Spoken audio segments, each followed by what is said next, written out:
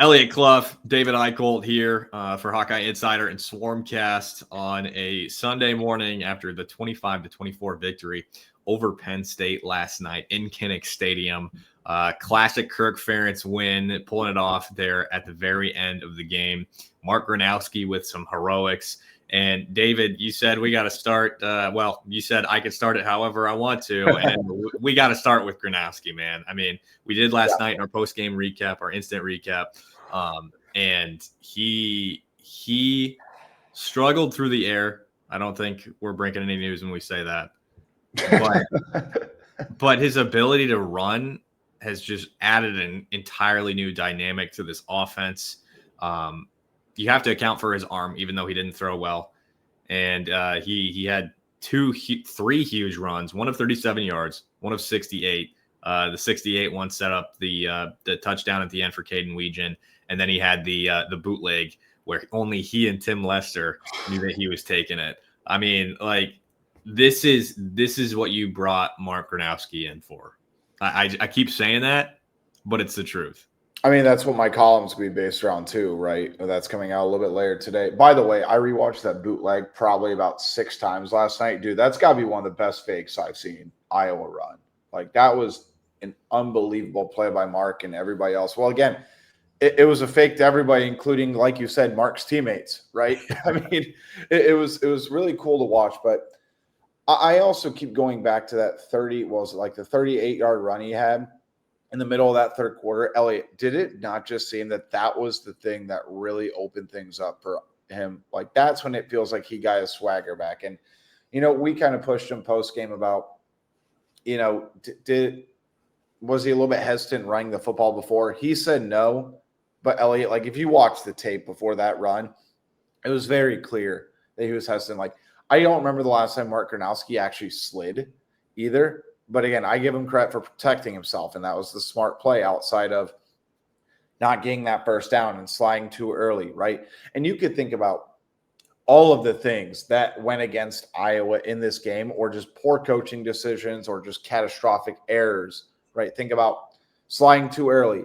Think about the 66-yard field goal, which I know we'll get into. The block, that ended up being a touchdown. You could go back to that 4th and 1 call, deciding not to go for it. Like, things on top of things, the chasing points too early and the 2-point conversion. I understand why he did it, but I still think it was a little bit too early to do that, right? But Mark, you're right, man. I mean, that's what it ultimately boils down to. I don't care about Penn State being 3-4 right now. I don't care about the fact they haven't won a Big Ten game. I care about it's the brand of Penn State. I care about it's the talent that Penn State has, because they still have a ton of talent, and Kaytron Allen looked like Kaytron Allen last night. He was absolutely spectacular, and he was wearing out the Iowa defense. But the other part is, Eliot, that you have a quarterback that's capable of going out and winning you a football game. I know the defense had to make a stop. You have to give them credit for that. We'll talk about Xavier Nwankpa in a bit. But I keep going back to this. When's the last time we've seen Iowa win a game like that?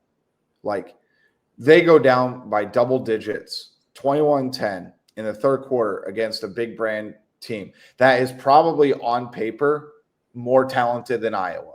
There's a reason why they are the preseason national title favorite. Iowa's special teams were not great. Caden Weegan had that great punt return that helped kind of spark things up. You got to give him credit for that. We know what happened. Drew Stevens' inconsistency was there. But Mark's offense and his ability to run the football, and Kamari Moulton, put Iowa on their back, and they ran the ball effectively, and they used the offense to ultimately seal the game. I can't remember the last time they've done that against a more talented team by double digits. You might have to go back over a decade to think about that. Like, that's how crazy this is. Like, Iowa does not win games like this. And I'm not saying they're going to consistently do it, but when you have a dynamic athlete like Mark Gronowski at quarterback, I don't want to say the sky's the limit, but you're able to overcome the adversity that Iowa, they win games in the weirdest ways that are inconceivable to me, but you give them credit, they win. But the game wasn't over because they had Mark Gronowski at quarterback, because of the offensive line. And honestly, Tim Lester was in his bag in the second half. He made a lot of questionable calls in the first half, but he really dialed in a lot of great plays. But ultimately, man, you're right.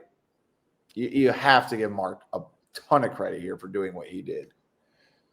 The double-digit deficit comeback victory thing you mentioned. I mean, I don't know that it happened in 2009, but that's like the closest thing that I think of. Indiana. 2009, like that team. Do you remember the Indiana game? That was when Stanzi, I think, threw like 4 picks in the third quarter, and then all of a sudden, like Tyler Sash treat Iowa City. Yep. That's probably the first one that. And again, I'm talking about like even that Indiana team wasn't more talented than Iowa. Exactly. Yeah. So, you know, when we were sitting there in the third quarter, Penn State had returned that kick for a touchdown. And I don't even know if you remember me saying this, and it's not like it's groundbreaking or anything, but I said right after they returned it, I said they get the ball in the second half too.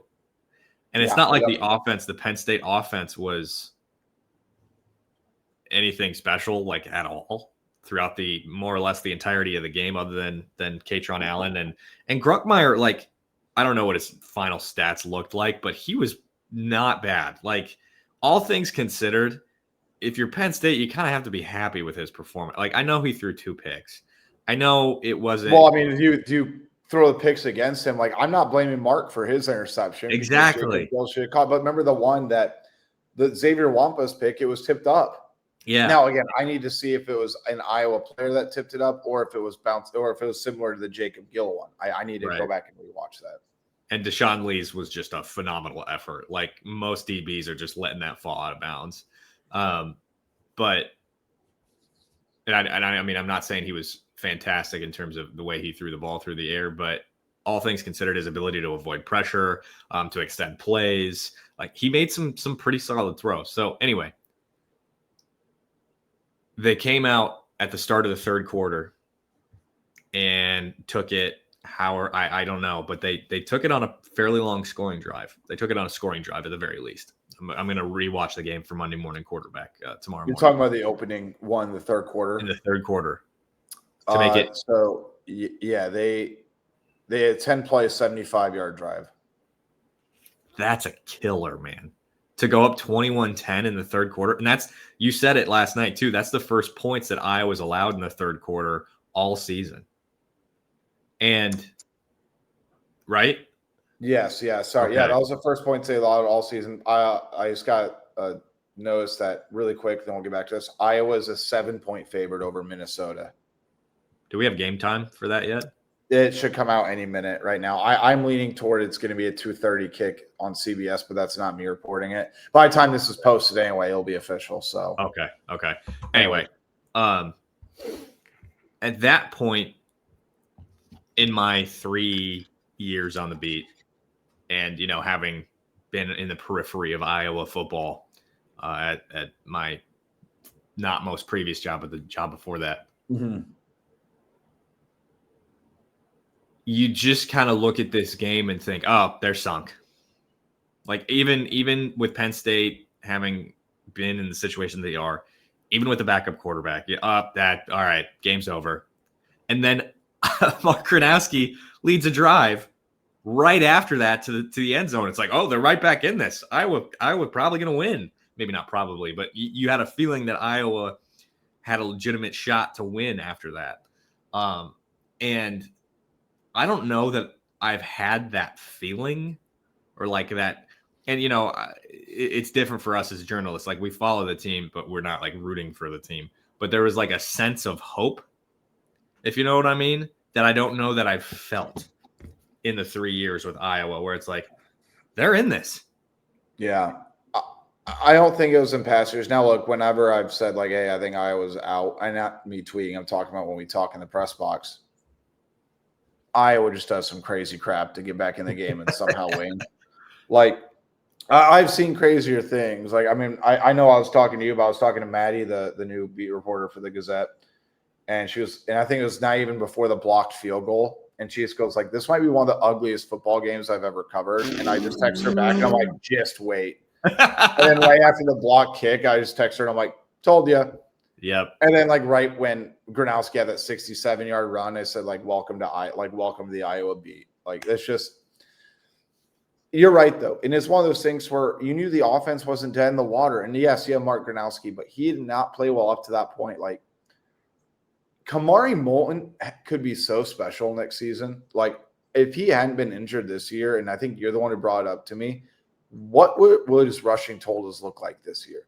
Like his transformation from an undersized running back recruit to putting on 30 pounds. And like the thing I notice about him, Eliot, is the fact that his legs never stop moving.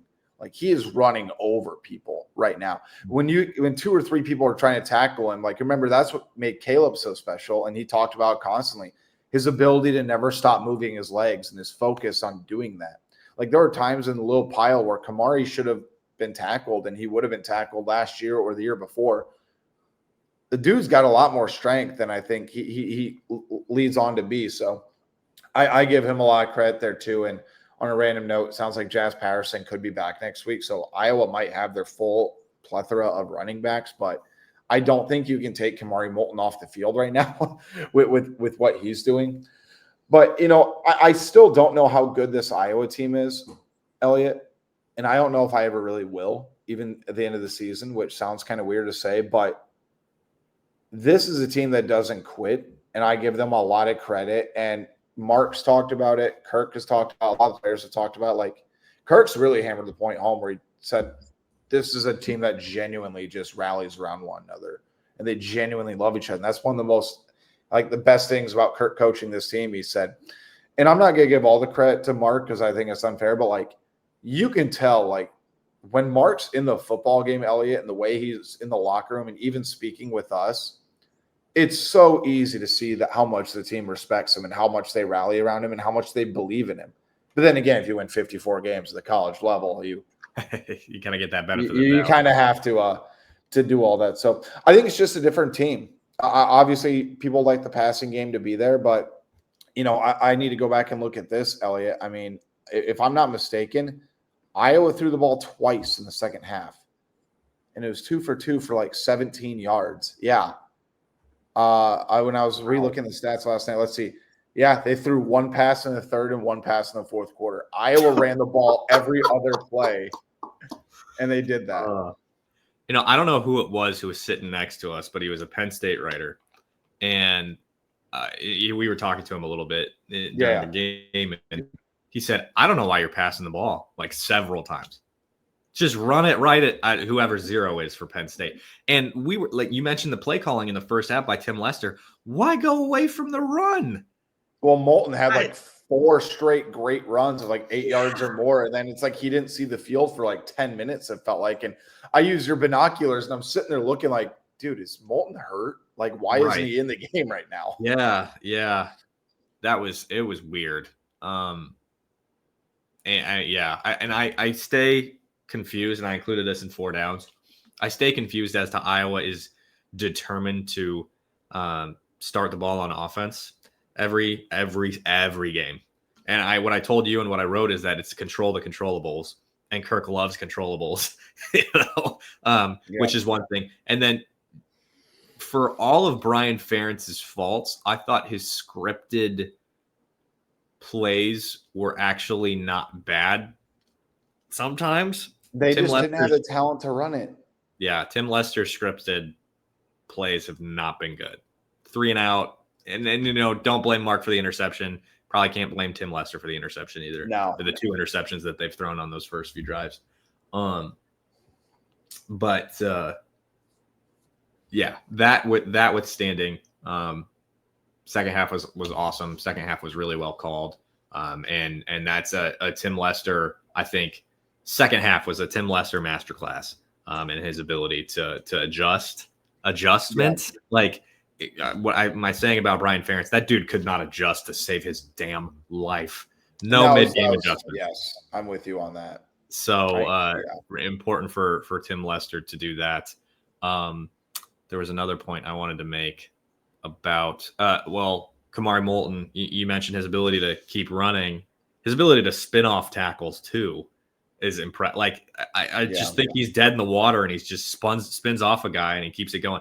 He needs a break off, huge run. Like we just need to see that here sooner rather than later. He seems just a few, like last night he had that one cut where it's like, oh, if you don't make that cut, you're probably scoring. But needless to say, he's RB1, and Kirk made that point in the post game too. It's like, I don't want to crown anybody right now, but Kamari's pretty good. And I think we're all like, crown him. Like, he had a pretty special game last night. Again, I just think there's something different about the team, and it was interesting. I did a podcast with Iowa Everywhere and Andrew Downs before the game, and I said this should be a game where Mark throws 15 times. Like until Penn State proved they could stop the run, you don't throw the football. And I know you want to have belief in the passing game, but like I go back to this. I think I said last week to you, but I'll say it again. It's so funny to me, just the difference in perception of passing yards and rushing yards.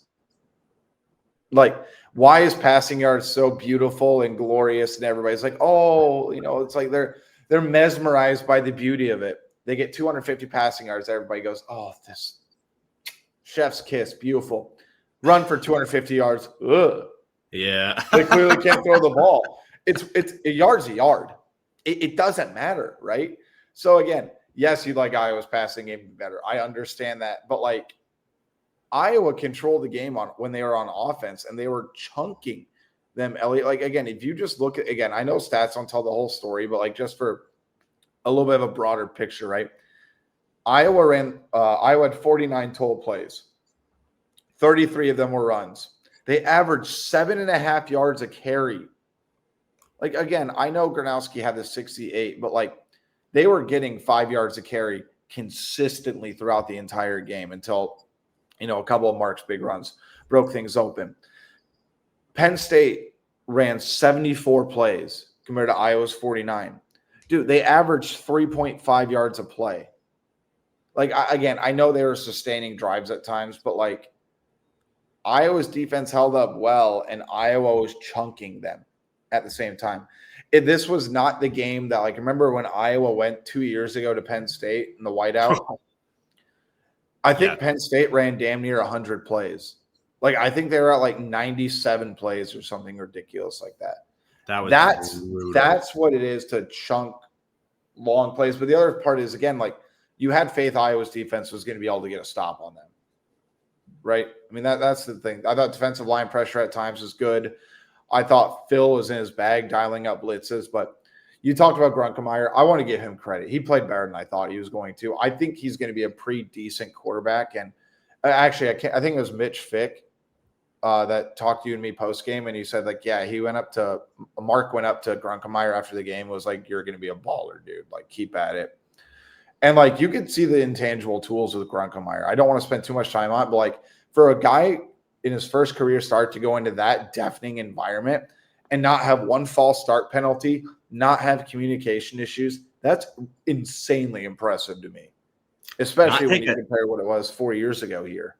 Not take a sack? Did he not take a sack? No, he didn't.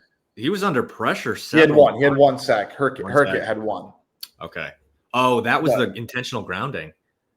Yeah, it was. Okay, that's why. Though. Yeah. It was like technically a sack, but I do want to revert to what you were saying about the run game and averaging 7 yards per carry, 7.5. Yeah. George Barnett, dude. Not only have like his players been through the fire in terms of being put on the field too early, the messaging from the fan base of like, oh, these guys are terrible. But what a freaking job for Barnett to stick through, to develop guys that aren't his recruits into some of the best, or one of the best offensive lines in the country in the Big Ten. Like, flowers to George Barnett. I think they're going to the Joe Moore Award this year. They had the midseason honor roll. That's something we haven't talked about on the podcast. They're right in there. So, and to do that with a brand new, but third year in the program. Left tackle, Trevor Lauk. Redshirt sophomore, also. Cade Pieper at right guard. Jennings Dunker in the PFF mock draft, he's going 7th overall. He's a freak, dude. Logan Jones is going to get drafted. Bo Stevens is probably going to get drafted. Bo Stevens has reached a new level this year. That dude is a mauler. Like, this is something that Iowa fans were so used to for so long and probably took for granted, and it's back. This offensive line is really good, and Mark Gronowski helps them, with his mobility. But this offensive line is really good. And obviously, you're going to lose 3 of those starters this offseason. But you got Jack Dotzler coming back. Peep probably going to move to center. Leighton Jones, we've been hearing all season, he'd be a starter if Bo didn't come back for this year. So, and that's credit, again, to George and his ability to develop. Really, really impressed with those guys up front. There's a reason their PFF grades are so damn good. And PFF's not perfect, but I do trust their line of scrimmage, the way they grade out the line. I really do. And they didn't grade well against Indiana, but knowing what we know now about that defensive front and how they mix things up in terms of blitz packages and what they did to Oregon, it's still pretty good, all things considered. So they're going to be really important when you play Oregon in a few weeks, and when you play USC in a few weeks. Really impressed. And we've talked about how the team reveres Mark Gronowski. The way that Jennings Dunker is not a man of many words. When he is. But when he is, he is. Yeah. And even in few words last night after the game, he's excited, but he's still not giving super at length answers. But they revere Mark Gronowski in a way that I have yet to see in my 3 years too. They liked Spencer Petras, they liked Deacon Hill, they liked Brendan Sullivan. But the way that Mark rallies this team, the way that he performs under pressure, it's just a different level of confidence with the people around him. And you see that too with even the defense. Cohen, you mentioned McFick earlier. Mitch got a clip of Cohen saying playoff Mark after the game. And it's just really, really telling of how this team not only views one another as teammates, but views Mark and the staff season too. Looking at the Pro Football Focus grades from last night, I don't know if you read Sean's article about it, because he just put up right before we started. 5 of the top 6 highest grade players were Iowa's offensive linemen on the offensive side of the football. Kamari Moulton's the other one, and that should have been expected. Xavier Nwankpa's grade was ridiculous too, and it should have been. I do want to flip to Xavier Nwankpa. That was the game of his career. He was all over the field. I mean, he was hit, dude. He's got to be one of the hardest hitting safeties Iowa's had in a while. And I don't think Iowa's safeties have been light by any means, but it feels like once or twice a game he hits a dude so hard, and you and I just look at each other oh my God. Ooh, yeah. You hear the press box just go, oh. Yeah. That forced fumble, that Iowa's pick 6 streak is in jeopardy, and the fact that they've had 2 picks that have gotten tackled the 1 yard line in the last 2 games has got to be so maddening for people who want to see the streak continue. But I mean, that's why you get elite talent. Again, I know Penn State's not great right now, but what he did against that big brand, that's exactly the Xavier Nwankpa you thought you were getting. But for him to go out there and have that game, I think that's going to be all over his NFL draft tape, that game. 2, is that going to help carry over a big performance against Minnesota? Does that correlate into the Oregon game here in a few weeks? So again, man, I just keep going back and think Xavier is his first pick in 3 years, which is insane to think about just because how much football he's played. But Iowa does not win that game without him, and I really just came away impressed. I wish we got to talk to him last night, Eliot, and we were all like, and again, this is not coming from an entitled media sort of way, but I'm thinking, why don't you want to talk to the media and like talk to the fans after like that was your best game of your career? And then Matt Weitzel, Iowa's SID, walks in. He goes, "Hey, we were going to make him available, but he's actually getting stitches right now." And I'm like, it's the second game in a row he's had to get stitches post game. And if you do go back, you see blood on his jersey, and it's like, dude, I don't know if it was his helmet again, but like somebody get that dude a helmet that fits or like something. It's crazy to me. But Deshaun Lee, Xavier Nwankpa, take a bow. Cohen Entringer had a very up and down performance, but when Cohen Entringer's good, man, like Cohen's really, really good. When he's good, he's NFL. Yeah. Yeah. Xavier has had quite the roller coaster of a career here, being a 5-star and having those expectations coming into a program like Iowa, who routinely gets 3 stars and the occasional 4-star and develops them. And he saw the field early. That's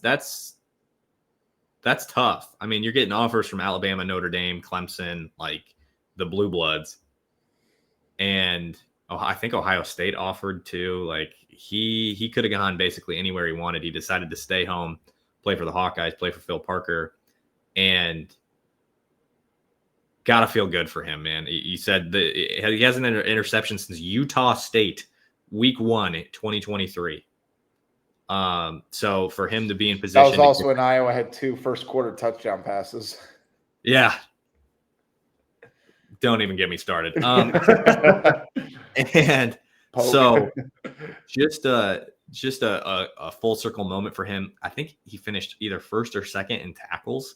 And it wasn't because they were routinely getting to the third level of the defense. He was just diagnosing the play and making the play. And I think he had 7 solo of those 10 or 11. Yeah, he had the most solo tackles. He had 10 tackles. Cohen Entringer actually led the team with 11 tackles. Xavier had 10. And really quick, Carson Shire had 2.5 tackles for loss and a quarterback hit as well. Okay. The thing that I said last night in the post-game recap is I think I'll say that for a second. But Xavier is kind of like he's a DB with linebacker size and DB speed. Yes. Obviously, you can't teach physical tools. Some people were asking about players getting drafted on our board. They were asking about who is like guaranteed or whatever. Xavier's been guaranteed to get drafted because of the physical tools for a while. You don't pass a 5-star like that. Correct. But now he's starting to put it together where it's like, okay, now he's rising up draft boards a little bit. Just has to feel really good for him. And being an Iowa kid, you gotta be happy with that. Deshaun Lee, again, we talked about him already. Cohen, he had the sack on 3rd and goal against Penn State on their second to last drive when they were moving the ball. And if they scored a touchdown, that game's over, more or less. That game's over. And Cohen flies in on the dialed up package by Phil and like clotheslines. The quarterback just took him out. I don't know how that's not a sack, but yeah, it sure looked like a sack to me. Cohen, the way he speaks in post-game interviews and talking about like loving each other and it's Leo Fee, man. Love each other, F everything else. Yep. And the way he communicates, even just to the media, we saw it at Big Ten Media Days. We see it when we get to talk to him. Like that dude's a captain. You know what I mean? And that dude's gonna be a leader for the rest of his life. Like that's exactly like he's gonna be successful I think he's an NFL player, but like he's gonna be successful in whatever venture he wants to do. 100%. He's got like he just kind of commands the room, if you will. I don't know if commands the room is right, but like captures everybody's attention when he talks. Speaks incredibly highly of his teammates. There's a reason he was picked to be a captain without starting a single game. We've seen, or I guess starting one game. And we've seen the flashes on special teams. And when he subbed in for Sebastian Castro last year at Michigan State. Yeah. I really wanted him to be the cash going into this year. I thought he had the physics, but Zach's been great. Zach Lutmer's been great at that spot and at slot corner. And Cohen has been awesome on the back end too. Just really, really impressed with him. I think, again, he's a guy whose NFL stock has increased, but he'd benefit by coming back next year, and so would the defense. So, yeah, I know we wanted to stick around 30 minutes. I don't have much else to say. I think the one other thing we need to add really quick, Eliot, we need to talk about Kirk's emotion post-game. Yeah. Because I haven't seen – I mean, we see Kirk get emotional like that, but, like, you could tell if Iowa had lost that game – I don't think I'm being over dramatic here, Eliot. I think that would be a game that was going to haunt him for the rest of his life. Like, I'm talking life. When and again, I credit Mike Halas for asking it the way he did. And he did preface it like, I know I'm oversimplifying it, but he was like, did your players bail you out tonight? And Kirk immediately was just like, yes, yes, and yes. Talk for 2 more sentences. Then did the thing where he picks up the water ball, hits it like 2 or 3 times on the desk as his face is welling up with tears. I mean, and Kirk admitted, he goes, I was emotionally chasing points and I made an emotional decision. And he said that was the first thing he said in the halftime locker room was he apologized to his team for doing that. And apparently if you go to the Peacock interview, I haven't watched it yet, Eliot, but like he owned it immediately on TV and he said that was stupid. That was a dumb decision. I don't know. And he said that probably 3 or 4 times last night. So it was very interesting to see that side of Kirk. Number 2, there's no shot they ever do something like that again. No, hell no. Drew Stevens doing 60 yards. That conversation's over. But again, I think all you can do is own it. And I like how Kirk didn't back away from it. He's right, because if Iowa had lost that game, Eliot, what's the first thing everybody's talking about and will continue to talk about? 66 the blocked field goal. Yep. That's exactly what everybody's going to talk about. So I think Kirk sees something in this team still. I think he really likes where the team's at. But now it's one of those things where, okay, can you beat Minnesota, get bowl eligible? And then now we're sitting here talking. By the way, Oregon gets a bye week as well before they come to Kinnick. That's going to be significant as well. But then you're talking about, like, if Iowa beats Oregon, do they have a shot at a special season? And the answer is yes. And again, I'm not picking Iowa to beat Oregon at this point at all. But like I'm saying, the fact that we got to this point and it's still possible after what we thought after the Iowa State game, you got to give them credit. You got to give them credit. Again, nobody in that building is looking ahead to Oregon. They're looking to Minnesota. 100%.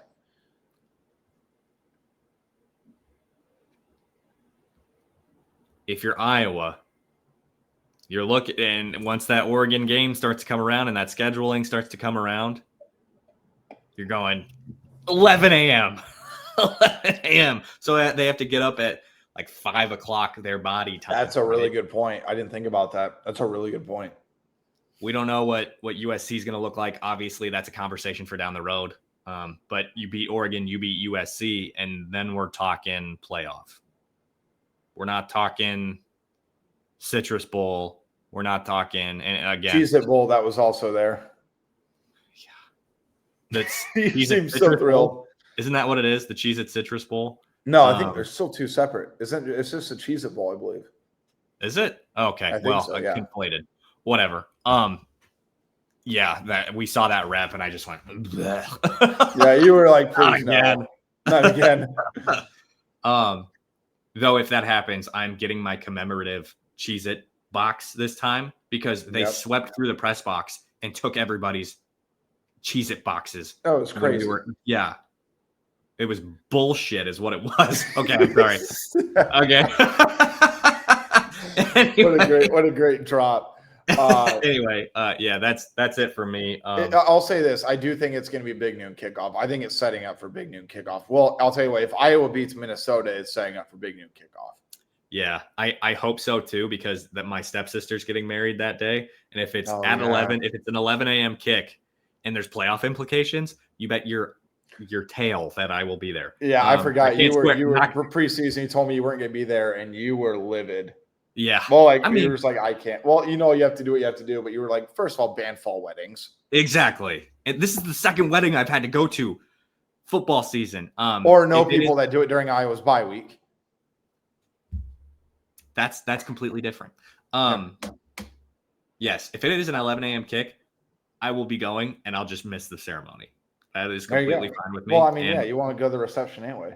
Yeah, exactly. And it's small town Iowa, so there's going to be alcohol. It's going to be an open bar. It'll be lit. So, but I think that wraps it up for us, right? Yep. Fun night at Kinnick. It was so Iowa, and I mean that in the most endearing way possible. Like it's crazy how that happens. So I'll have my column later today. We'll have more stuff. HawkeyeInsider.com. Eliot, Clough, David Eickholt. As always, stay locked in for the most in-depth Iowa coverage available.